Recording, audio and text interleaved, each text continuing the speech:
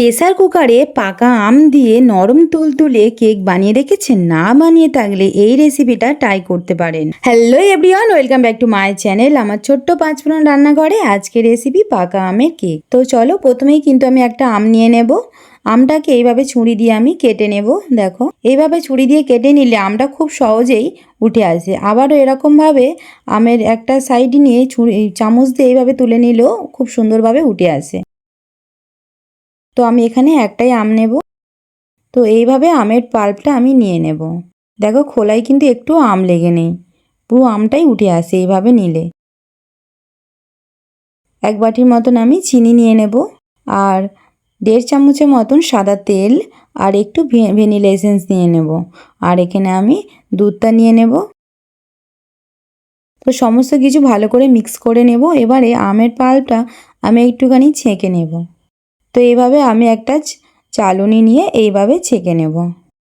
আমের পাল্পটা একটু চামচ দিয়ে এইভাবে হাত দিয়ে ঘুরিয়ে ঘুরিয়ে একটু ছেঁকে নিতে হবে। তো আমার যখন ছাঁকা হয়ে গেছে, এবারে আমি 1 বাটির মতন ময়দা দিয়ে দেব। দিয়ে ময়দাটাকে খুব ভালো করে আমি চেলে নেব। এবার এটাকে আমি খুব ভালো করে মিশিয়ে নেব। তোমরা চাইলে কাঁটা চামচ দিয়েও মিশিয়ে নিতে পারো, আর এরকম একটা ব্লেন্ডার থাকলে এইটা দিয়েও মিশিয়ে নিতে পারো। তো এইভাবে অনেকক্ষণ একটু টাইম লাগে, 5 থেকে 10 মিনিট এইটা একটু ভালোভাবে মিশিয়ে নেবে।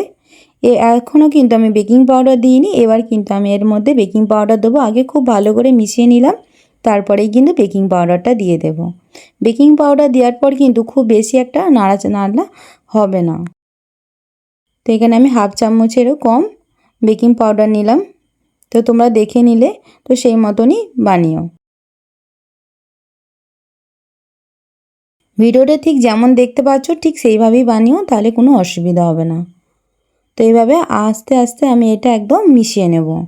তারপরে একটা আমি কেক মোল্ড নেব, আর এইভাবে বাটার পেপার তলায় সাদা তেল দিলাম, আর বাটার পেপারটা দিয়ে এইভাবে সেট করে নেব। আর এই যে আমি কেকের ব্যাটারটা দিয়ে দিলাম। তো ব্যাটারটা ঠিক কতটাও আমার পাতলাও একদম হয়নি, আর খুব বেশি একটা ঘনও হয়নি। তো এরকমই ব্যাটারটা করে নিতে হবে। আর যদি তোমার মনে একটু শক্ত হচ্ছে, তখন তুমি একটু দুধ ব্যবহার করে নিতে পারো।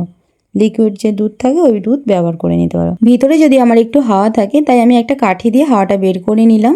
এবার একটা একদমই শুকনো একটা প্রেসার কুকার নিয়ে নেব। যেহেতু কেকটা আমি প্রেসার কুকারে বানাবো, তাই একটা শুকনো প্রেসার কুকার নিয়ে নিলাম। আর তলায় একটা লেখালেখির কাগজ দিয়ে একটা স্ট্যান্ড দিয়ে দিলাম। এইভাবে আর কেকের মোলটা বসিয়ে আর প্রেসার কুকারের যে সিটিটা খুলে আমি এখানে 45 থেকে 50 মিনিট এইভাবে হতে দেব। 45 থেকে 50 মিনিট পরে কিন্তু আমি খুলে দেখলাম। দেখো, কেকটা কিন্তু আমার একদমই হয়ে গেছে। আর এই কেকটা আমি একদম ঠান্ডাও করে নিলাম। খুব সুন্দরভাবে কেক মোল্ড থেকে উঠে এসছে। তলায় কিন্তু একটুও ধরে যায়নি, কাগজটাও খুব সুন্দরভাবে বাটার পেপারটা উঠে এসছে। তো দেখো, কেকটা আমার কিন্তু খুব সুন্দর নরম হয়েছে। আর দেখো ভিতরটা কতটা সুন্দর হয়েছে। বাড়িতেই রেডি হয়ে যায় পাকা আম দিয়ে নরম তুলতুলে কেক। খেতে কিন্তু দারুণ হয়। অবশ্যই একবার ট্রাই করে দেখতে পারেন। ভালো লেগে থাকে অবশ্যই কিন্তু একটা লাইক করবেন, কমেন্ট করবেন। প্লিজ আমার ছোট্ট পাঁচফোড়ন রান্নাঘরের পাশে থাকবেন। এতক্ষণ ভিডিওটা দেখার জন্য ধন্যবাদ সবাইকে। টাটা।